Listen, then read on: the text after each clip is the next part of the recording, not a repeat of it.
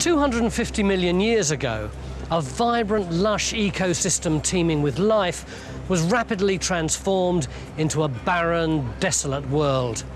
For the planet's dominant species, there was no hope of survival.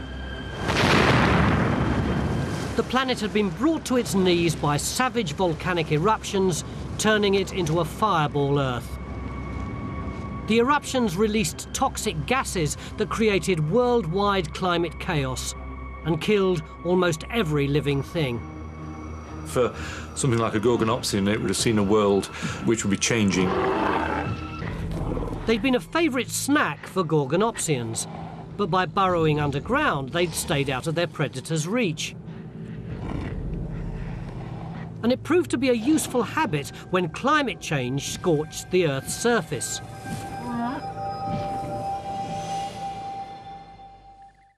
Animals that it was eating would be becoming rarer. It was getting a heck of a lot hotter, so terminal times for the Gorgonopsians and all around it as well. For these fearsome predators, as for most living things, it was the end of the line. But in evolutionary terms, it was a new beginning.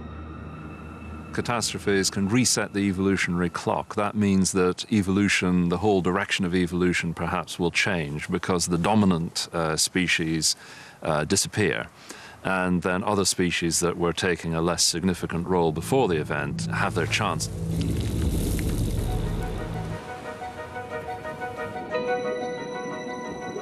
Paleontologist Paul Wignall has found evidence of the next deadly phase of the mass extinction, 50,000 years after the start of the Siberian eruptions.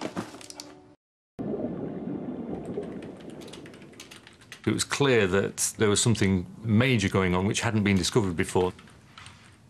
What we could see was a sudden lack of oxygen at the end Permian mass extinction. It's a completely new extinction phenomenon. It's then that we realised that we were now looking at a very different way of killing life. Then, to the point where there's no oxygen left, then organisms that can't stand oxygen begin to thrive. And these organisms have a waste product, hydrogen sulfide, that is poisonous to air-breathing life. Armed with serrated interlocking teeth, this ferocious animal was the ancient world's top predator.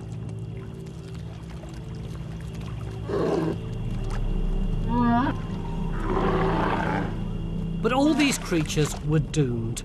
None of them survived the mass extinction. An event so devastating, so total, life itself was nearly wiped out. Its cause would be a mystery.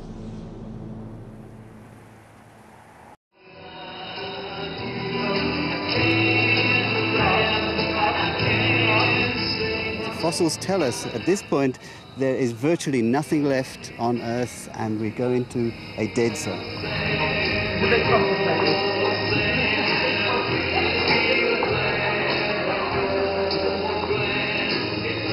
Life had almost ceased to exist. And not just here.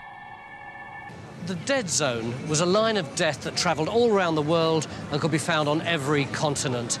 This meant that global warming and mass extinction were global.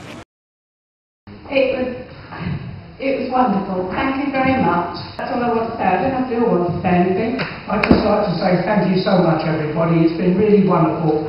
I love you all, you know that.